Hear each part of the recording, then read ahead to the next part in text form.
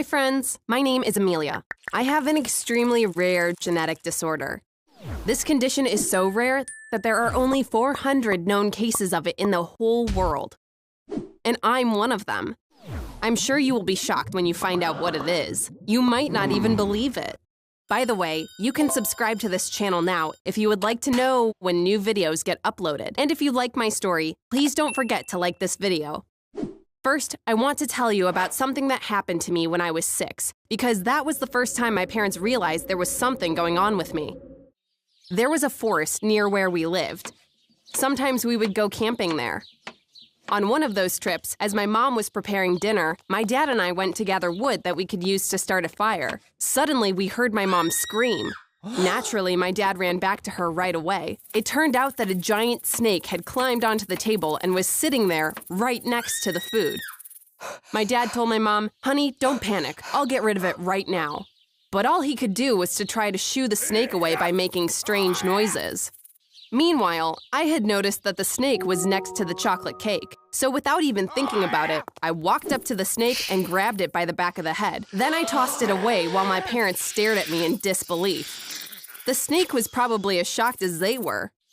It quickly disappeared into the forest. When my mom screamed, "What did you do?" I just said, "It was going to eat our cake." Of course, what I did was incredibly dangerous. If the snake had bitten me, I could have gotten sick or even died. So how could I have done something so brave even though I was only 6 years old? I only did it because I'm not able to feel fear. I'm not scared of anything. It might sound nice when I put it that way, but this is a genetic disorder, and it's definitely not something to envy. People have 6 emotions. 1, joy. 2, sadness. 3, disgust. 4, surprise, 5, anger, and 6, fear.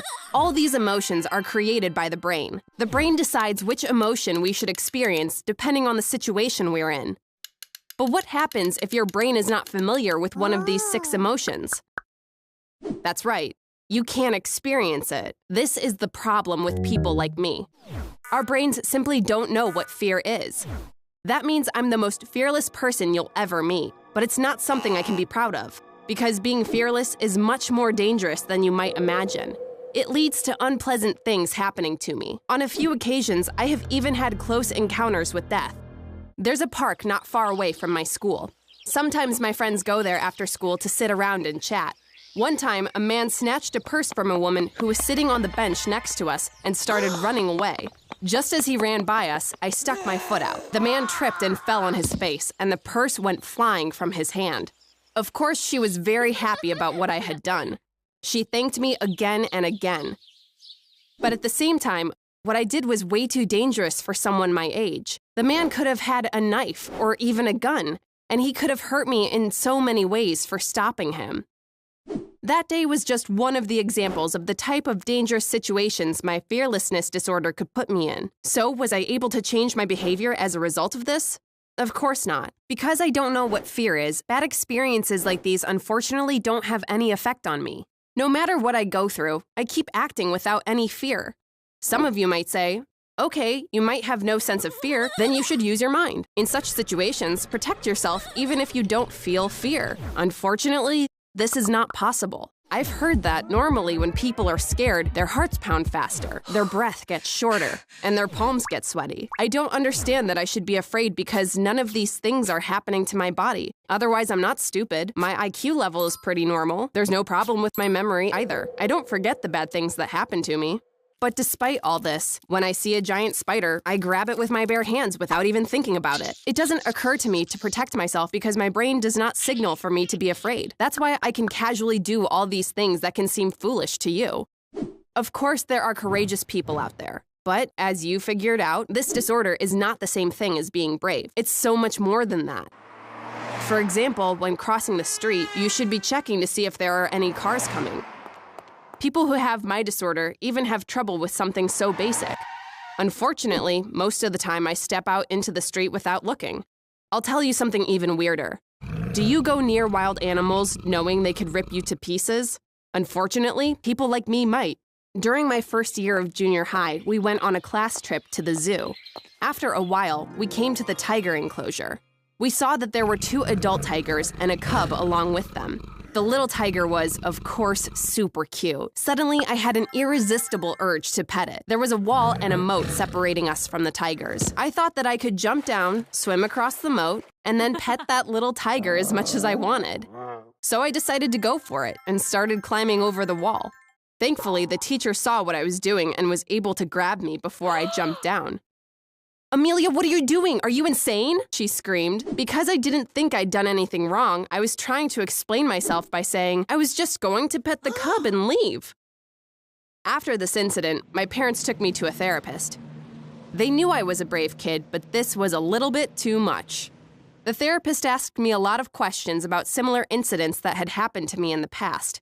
Afterwards, he told my parents, it seems like Amelia's problem is not psychological, and referred them to a neurologist. I learned that it was neurologists who specialize in issues related to the brain. In the neurology department, they ran many tests on me. For example, in one test, the doctor showed me photos of people's faces and asked me how that person was feeling. For the first photo, I said, he's laughing, so he's happy.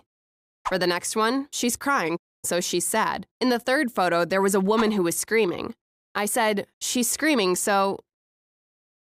And I was quiet. I realize this sounds unbelievable, but when I see the face of someone who's afraid, I can't understand that they are afraid. My brain is not only unable to create the feeling of fear, but it also doesn't register that other people are afraid, because it doesn't have any idea what this emotion called fear is. Since my brain doesn't know it, I don't know it either. After these tests, neurologists gave me a definitive diagnosis: no fear disorder. Since this was a very rare genetic disorder, I became a case study in medical literature. From time to time, scientists come to visit me and perform new tests. Research on this disorder continues since its cause is still unknown. As you might have guessed, there's no treatment for it either. I will have to live with it for the rest of my life. So, are there any advantages to having this disorder? Thankfully, yes. I don't experience any fears that make life harder for people. For example, I've never been scared of taking exams, and that has always had a positive effect on my grades. I don't have a fear of public speaking either. Since I'm so comfortable, I always end up speaking on behalf of the students in parent-teacher meetings. I also don't have any phobias, such as the fear of enclosed spaces or the fear of clowns, and I will never have them. Finally, I always sleep like a baby when flying. I'm never afraid, no matter how badly the plane shakes while going through turbulence. Once, while flying through a storm, I saw lightning striking one of the plane's engines. I laughed and told my mom about it. She told me, Amelia, you don't have to say these things to me. Not everyone is as brave as you are. My friends have told me fear can be pleasurable in certain situations. Of course, I'm missing out on all of that. For instance, I don't like horror movies because they don't scare me, and I'm not scared of ghosts or zombies or vampires. Scientists who are doing research on my disorder placed electrodes on my head and made me watch scenes from the scariest movies. Thanks to those electrodes, that could see what was happening in my brain in real time. The tests demonstrated that there was no activity in the part of my brain related to fear. This was something to be expected, but now it was scientifically recorded. Another thing that everybody loves, and I don't, is riding roller coasters. I gave in to peer pressure once and rode one even though I knew I wouldn't be scared. They lost their voices from screaming so hard. I, on the other hand, just got bored and looked around. Now you know my story with all its details. Fear keeps us away from danger. That's why it's important for our survival. But despite all the drawbacks, would you still want to switch places with me? Please leave a message in the comments. Thank you for listening to me. Sharing all this with you felt really good. Bye.